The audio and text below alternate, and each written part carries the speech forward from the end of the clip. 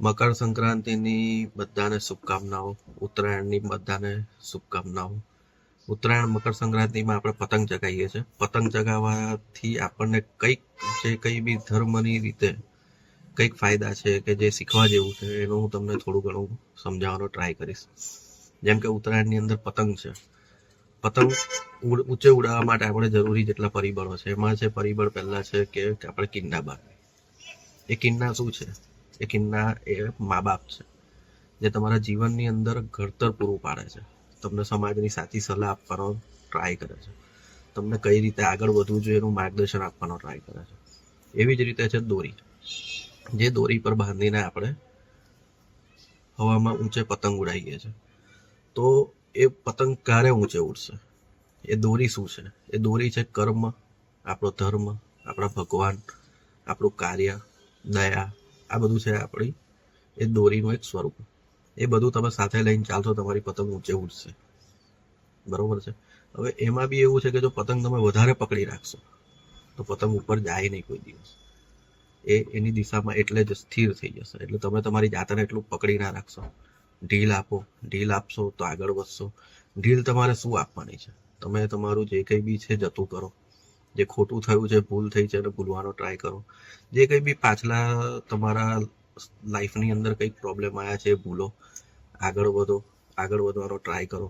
ઢીલ આપો, તમે આગળ વધશો. એટલી બી ઢીલ ના આપશો કે પતંગ ખોવાઈ જાય, તમારે શોધવી પડે. એટલે તમે તમારા પોતાના પ્રયત્નથી એટલી સારી રીતે પતંગ ચગાવો, એ આપણા સમાજમાં આપણું સ્થાન બનાવો. આ શીખવાડવા માંગે છે. ત્રીજું છે કે તમારી આજુબાજુ ઘણી બધી અડચણમાં પતંગો આવશે જે તમને કાપવાનો ટ્રાય કરશે. એ બધું બેઝિકલી બીજું કશું નથી, એ અડચણો છે. એ અડચણો દૂર કરો ને આગળ વધો. જે તમને કાપવા નથી આવતું, આપણે એની જોડે જવાની કોઈ જરૂર નથી, કારણ કે આપણે આપણો સમયનો વેડફાટ કરીશું, આપણો ધર્મનો ન્યાય બદલીશું. એટલે આપણે આપણા સ્થાન પર, આપણા માર્ગ પર સ્થિર રહો. બરોબર છે. બીજી વસ્તુ છે કે જો જેમ કે કિન્ના છે એ છૂટી ગઈ હવામાં, આકાશમાં, તો શું થશે? પતંગ ગોળ ગોળ ગોળ ગોળ ફરીને પડી જશે. એટલે તમારે તમારા મા બાપનું, તમારું ગુરુઓનું સ્થાન કોઈ દિવસ છોડવાનું નથી, એમની જોડે સંપર્કમાં રહેવાનું છે. દોરી છે તમારો ધર્મ છે, કર્મ છે, ભગવાન છે, તમારું કાર્ય છે, બરોબર છે, દયા છે. આ તમે છોડશો, તમારી પતંગ કપાઈ જશે. કપાઈ જશે તો ક્યાં જશે? દિશા વિહોણી થઈ જશે. કઈ જશે તમને બી નથી ખબર. તો એને પકડી રાખવાનું છે. ત્રીજી મહત્વપૂર્ણ બાબત એ છે, જો કદાચ તમારી પતંગ કપાઈ જાય તો તમારે હાર નથી માનવાની. તમારે ફરીથી એ જ દોરી લેવાની છે. કર્મ, ધર્મ, ભાવ, ભગવાન, દયા બધું ભેગું કરો. ફરીથી પતંગ પર આશા બાંધો, કિન્ના બનાવો, ચડાવો અને આકાશમાં ઊંચે સર થવા જાઓ.